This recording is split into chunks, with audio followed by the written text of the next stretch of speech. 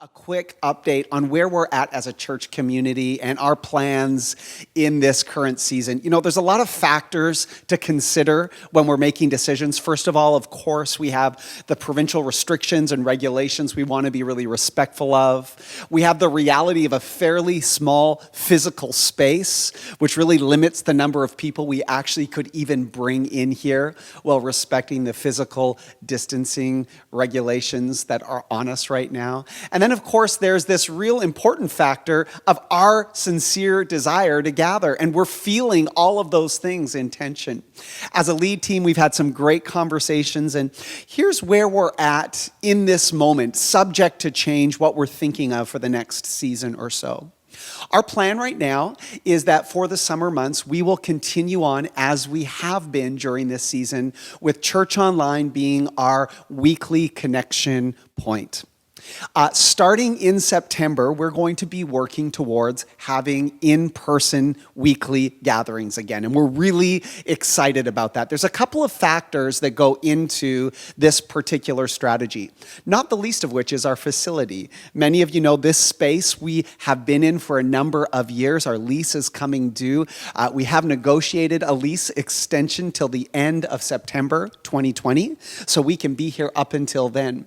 We're also in the final stages right now of securing a new Sunday morning gathering space facility. I wish I had ink on a paper and then I would tell you what it was, but I've been burned by that before, and so I'm going to hold off just a little bit longer, but I should know within about a week or so for sure if this is a go.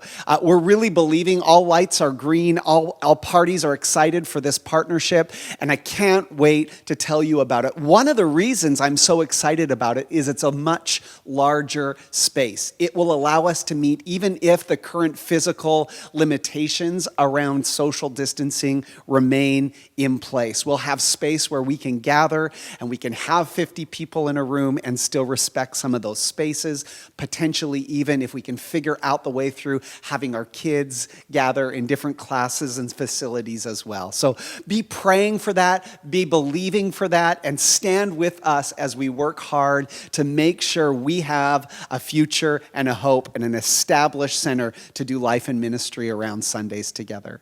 Hey, what can we do in the meantime as a community between now and that time where we see each other face to face? I want to give you two suggestions, and I want to deputize you this morning if I can. Think old school Andy Griffith. I'm coming in, I'm giving you a badge. I know I lost some of you there. You don't get the context, it's okay. But think about it this way. Every one of us in this season has an active part to play to see this church continue to not just survive, but to thrive. And so I want to deputize you into being a community builder in these next couple of months. A couple ways you can do that. First of all, I would encourage you to host some outdoor gatherings. This summer allows for us to be outside together a lot, respecting all of the physical distancing measures, but still building connection and community. Would you think about hosting an event or a couple of people in the park, depending on your just bandwidth as a person and how you feel comfortable about that? The second thing I would like to encourage you to consider, based again on your own bandwidth and the provincial regulations that we've been asked to adhere to, is to consider, as the summer goes, as restrictions may loosen even more, to consider hosting a Sunday watch party for Church Online.